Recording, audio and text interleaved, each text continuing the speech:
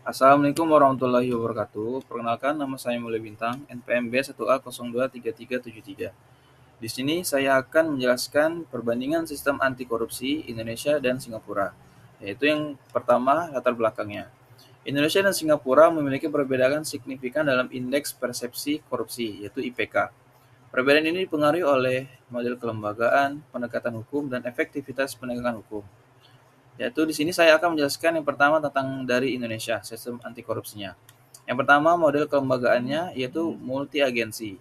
Indonesia menggunakan pendekatan multi lembaga yaitu KPK, kepolisian, dan kejaksaan. Kelebihannya ada sistem checks and balance tidak terpusat pada satu kekuasaan. Kekurangannya yaitu sering terjadi ego sektoral, koordinasi kurang optimal, potensi tumpang tindih kewenangan. Lalu kerangka hukum dan pembuktian di Indonesia menggunakan delik material. Artinya harus dibuktikan adanya kerugian negara. Lalu proses pembuktiannya cenderung lebih panjang dan lebih kompleks.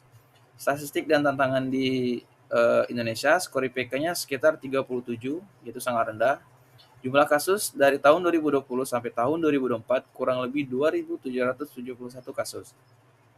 Tantangannya yaitu beban perkara tinggi, proses hukum lambat, dan persepsi publik terhadap korupsi masih buruk.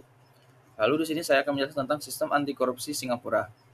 Yang pertama dari model kelembagaannya, yaitu menggunakan single agency, menggunakan satu lembaga utama, yaitu CPIB, Corrupt Practice Investigation Bureau. Cirinya terpusat di bawah Perdana Menteri, koordinasi sangat kuat, dan independensi tinggi. Lalu kerangka hukum dan pembuktian di Singapura menggunakan delik formil.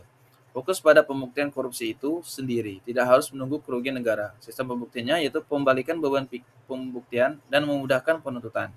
Lalu statistik keunggulan di Singapura, skor IPK-nya sekitar 84, itu tinggi. Jumlah kasusnya dari tahun 2020 sampai tahun 2024 kurang lebih 1.114 kasus. Keunggulannya yaitu yang pertama penegakan hukum cepat, yang kedua beban kasus lebih rendah, yang ketiga tingkat kepercayaan publik lebih tinggi.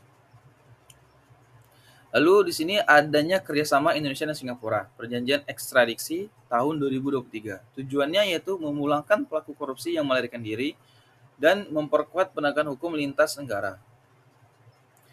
Di sini analisisnya dari Indonesia, kuat secara kelembagaan tapi lemah di koordinasi dan proses hukum masih berbelit. Sedangkan Singapura lebih efisien karena sistem berpusat, penegakan hukum lebih tegas dan praktis.